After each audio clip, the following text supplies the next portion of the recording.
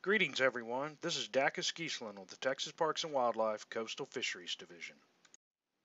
The Coastal Fisheries Division will be presenting 4 proposed regulation changes for final consideration at the March 20th Commission meeting.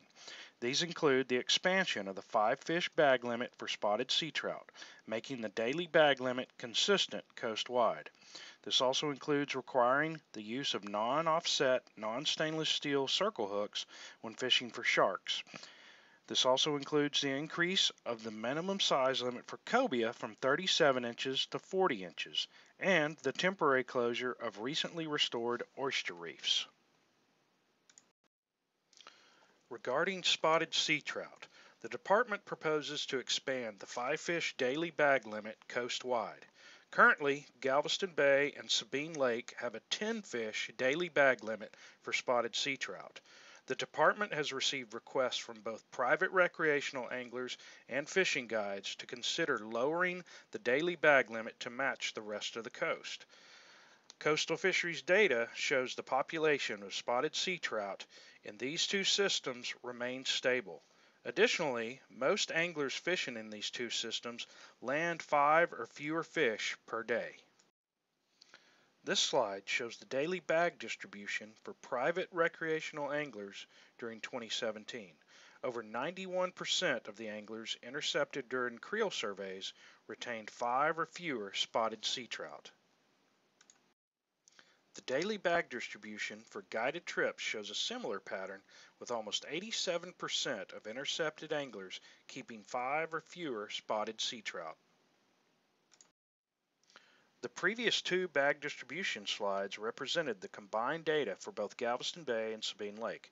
However, it has been suggested that the current proposal would result in Texas anglers changing their behavior as they would begin launching their boats on the Louisiana side of Sabine Lake to take advantage of the more liberal Louisiana regulations for spotted sea trout, which is 12-inch minimum size and 15-fish daily bag limit with no more than 2 over 25 inches.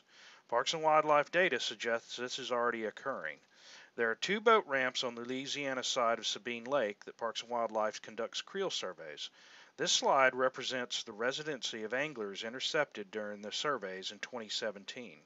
Approximately 75% of private recreational anglers and approximately 10% of guided trip anglers launching at these Louisiana boat ramps are Texas residents. However, data collected during department creel surveys from the 2 Louisiana boat ramps showed that a majority of anglers, 82.7%, keep 5 or fewer fish. We see a similar trend for guided trips originating from the Louisiana side of Sabine Lake, with almost 3/4 or 71.1% of anglers keeping 5 or fewer spotted sea trout. To further gauge the opinions of anglers from these 2 areas and get a better picture of angler preferences regarding this proposal, the department conducted a mail-out survey to a subset of licensed saltwater anglers living in a 14-county region. Utilizing 2017 recreational creel survey data, the department looked at fishing trips ending in Galveston Bay and Sabine Lake where anglers indicated they were targeting spotted sea trout or trips where spotted sea trout were retained. Analyzing the county of residence for these anglers, we found that over 90% of these anglers resided in these 14 counties. A random sample of 2,342 private recreational saltwater license holders from these counties were selected and mailed surveys. Additionally, surveys were mailed to all 358 all-water fishing guide license holders within the 14-county area. Survey results for guides and non-guides were analyzed separately. The effective response rate for the survey was 25%.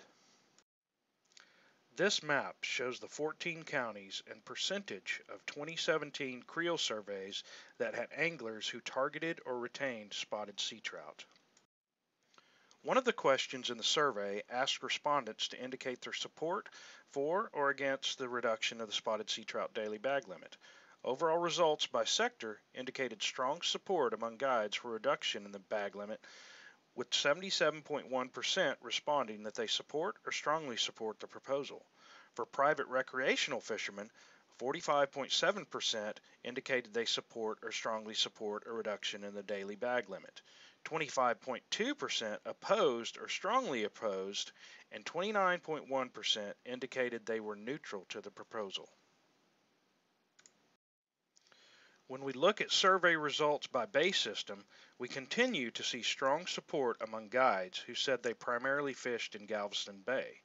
For non-guides or private recreational fishermen, 52.9% indicated they supported or strongly supported a reduction in the daily bag limit, and 26.5% opposing or strongly opposing the proposal. 20.6% of the respondents indicated they were neutral to the proposal. There is less support for the proposal among fishermen who identified Sabine Lake as their primary fishing location. Of the 7 guides who responded, 4 of them, or 57.2%, indicated they were opposed or strongly opposed to a reduction in the daily bag limit of spotted sea trout, while 3, or 42.9%, indicated their support. For non-guides, 39.5% opposed or strongly opposed the proposal, and 34.2% supported the proposal, and 26.3% indicated they were neutral to the proposal. The proposals for shark would require anglers fishing for sharks in state waters to use non-offset, non-stainless steel circle hooks. This requirement would not apply when fishing with artificial lures. The National Marine Fisheries Service has adopted these requirements in federal waters to address overfishing and to help with the rebuilding of the Atlantic dusky shark population. The proposal for cobia would increase the minimum size limit from 37 inches to 40 inches total length. The Gulf of Mexico Fishery Management Council recently chose to change the commercial and recreational minimum size limit from Gulf cobia in federal waters to 40 inches. These proposals would make shark and cobia regulations in state waters consistent with federal regulations, which the department believes will reduce confusion and enhance compliance, administration, and enforcement. The department is also proposing to temporarily close 5 oyster reefs within 3 bay systems that have recently been restored through culch plantings or will be restored before the summer. These closures will be for 2 years and will allow juvenile oysters to attach to the newly placed substrate and grow to a legal size before being opened for harvest. The sites include 2 in Galveston Bay, Pasadena Reef, which is 56.7 acres, and Pepper Grove Reef of 4.5 acres, 1 in Matagorda, Lavaca Bay, which is Noble Point at 50 acres, and 2 in Copano Bay, Sanctuary Reef of 34.7 acres, and Non-Sanctuary Reef at 35.6 acres. Buoys will be installed and maintained on the corners of each site to help identify these closed areas to commercial and recreational oyster fishermen. This concludes the presentation. Our next commission meeting will be held March 19th and 20th, 2019 at the Texas Parks and Wildlife Headquarters in Austin, Texas. If you would like to submit comments on the proposed regulation changes, you may submit them before March 19th online at the address listed here or by contacting me at the email and phone number listed. Thank you for watching and participating in our regulations process.